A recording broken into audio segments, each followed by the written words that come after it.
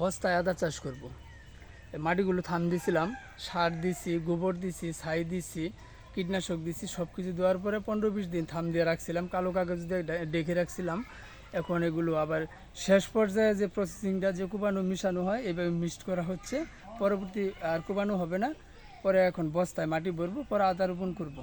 এর জন্য প্রক্রিয়াজাত করতেছি 2025 সালে বস্তায় আদা চাষের জন্য। দেখেন আপনারা কিভাবে আমি প্রক্রিয়াজাত করতেছি।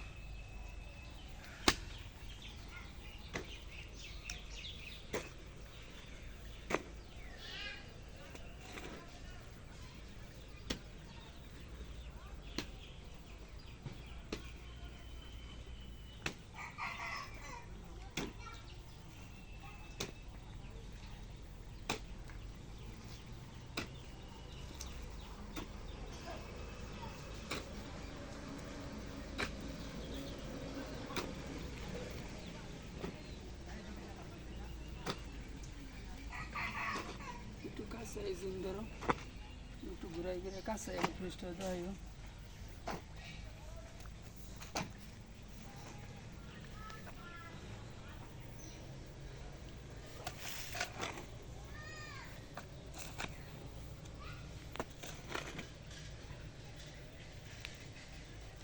ঘুরাই ঘুরাই দেখো মাটিটা।